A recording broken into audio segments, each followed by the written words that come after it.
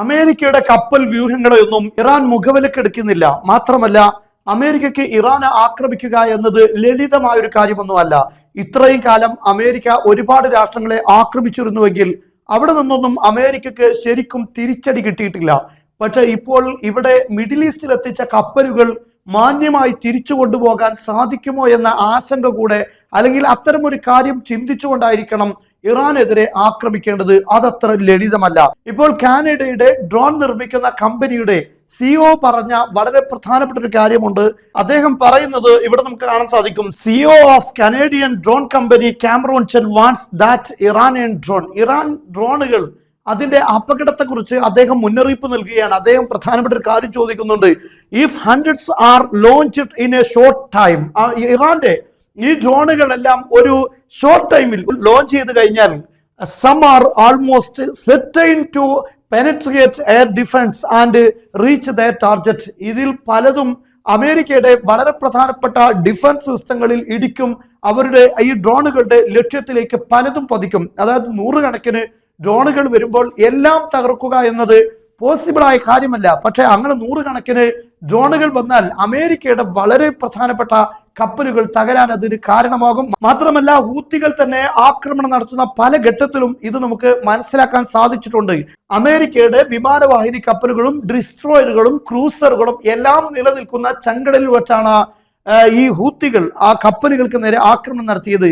അമേരിക്കയുടെ തൊട്ടടുത്തുള്ള പല കപ്പലുകളെയും ആക്രമിച്ചിട്ടുണ്ട്. അമേരിക്കയുടെ തന്നെ പല കപ്പലുകളും ആക്രമിക്കപ്പെട്ടിട്ടുണ്ട്. ഇവിടെയൊന്നും അതിനെ പ്രതിരോധിക്കാൻ കഴിയാത്ത ഒരു സിസ്റ്റത്തിന് ഇന്ന് ഇറാന്റെ മുന്നിൽ എങ്ങനെ പിടിച്ചു നിൽക്കാൻ കഴിയുമെന്ന വളരെ പ്രധാനപ്പെട്ട ഒരു ചോദ്യമുണ്ട്. നേരെ മറിച്ച് ഇവിടെ ട്രംപിന് മസിൽ ചുരുട്ടി ഇറാനെ പേടിപ്പിക്കാനുള്ള ശ്രമം നടത്തുകയാണ്. പക്ഷെ ഒരു യഥാർത്ഥ യുദ്ധത്തിലേക്ക് ഇറാനുമായി കടന്നു വന്നാൽ എന്ത് സംഭവിക്കുമെന്ന് അമേരിക്കയും ഒരുപാട് ആലോചിക്കുന്നുണ്ട്. ഒരുപക്ഷെ അമേരിക്കയ്ക്ക് ഏതെങ്കിലും ഒരു പ്രധാനപ്പെട്ട സ്ട്രൈക്കിൽ ഒരു നേതാവിനെ കൊലപ്പെടുത്താൻ കഴിയില്ല എന്നൊന്നും നമ്മൾ പറയുന്നില്ല. പോസിബിൾ ആണ്, സാധിച്ചേക്കാം. പക്ഷെ ഇറാനെ സംബന്ധിച്ചിടത്തോളം അതിനെതിരെ ഉണ്ടാകുന്ന തിരിച്ചടി അതിശക്തമായിരിക്കും. അതാണ് ഇറാന്റെ നേതൃത്വം തന്നെ പറഞ്ഞത്. ഈ കപ്പൽ വ്യൂഹവുമായി അമേരിക്ക വാല് ചുരുട്ടി ഓടുന്നത് കാണേണ്ടി വരുമെന്ന്, അത്രയും പ്രഹരമേൽപ്പിക്കുമെന്നാണ് അവർ പറയുന്നത്. മാത്രമല്ല, ഇറാൻ ഒരുപാട് കാലമായി ഇസ്രയേലിന്റെ മേഖലയിലുള്ള ശത്രുതാപരമായ നീക്കങ്ങൾക്ക് മറുപടി കൊടുക്കാൻ വേണ്ടി ഒരുങ്ങി നിൽക്കുകയാണ്.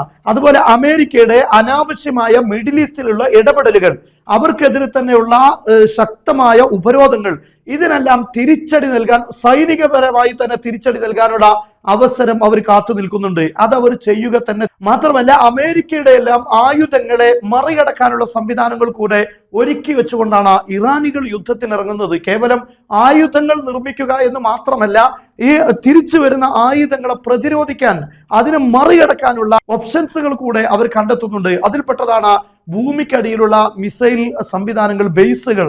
കാരണം ഭൂമിയുടെ ഉപരിതലത്തിൽ അത് തകർക്കപ്പെടുമെന്ന് അറിയാം. പക്ഷെ അതിന് സാറ്റലൈറ്റുകൾക്ക് കാണാൻ സാധിക്കാത്ത വിധം, യുദ്ധവിമാനങ്ങൾക്ക് കണ്ടെത്താൻ പറ്റാത്ത വിധം, ഡ്രോണുകൾക്ക് കണ്ടെത്താൻ സാധിക്കാത്ത വിധം അതിനെയെല്ലാം സേഫ് ആക്കുക എന്ന കാര്യം കൂടെ ഇറാൻ ചെയ്തിട്ടുണ്ട്. അതുകൊണ്ടാണല്ലോ നമുക്കറിയാം ഹമാസ് പോലും 2 വർഷത്തിലധികം ഇസ്രയേലിന് മുന്നിൽ പിടിച്ചു നിന്നത്. അവർ പരാജയപ്പെട്ട് പിൻവാങ്ങിയതല്ല. നേരെ മറിച്ച് ഇസ്രയേലും ഹമാസും തമ്മിൽ വെടിനിർത്തൽ കരാറിലേക്ക് പോയിക്കൊണ്ടാണ് യുദ്ധം അവസാനിപ്പിച്ചിട്ടുള്ളത്. അതിന്റെയൊക്കെ കാരണം ശത്രുക്കളുടെ ആയുധങ്ങളെ എങ്ങനെ മറികടക്കണം എന്ന് കണ്ടെത്തുകയും അതിൽ അവർ വിജയിക്കുകയും ചെയ്തു എന്നതാണ്. അത്തരത്തിലുള്ള സംവിധാനങ്ങൾ ഒരുക്കി വെച്ചുകൊണ്ട് തന്നെയാണ് യുദ്ധത്തിന് ഞങ്ങൾ തയ്യാറാണ് എന്ന് പറയുന്നത് എന്നതാണ് അമേരിക്കയെയും ഇസ്രയേലിനെയും ആശങ്കപ്പെടുത്തുന്നത്.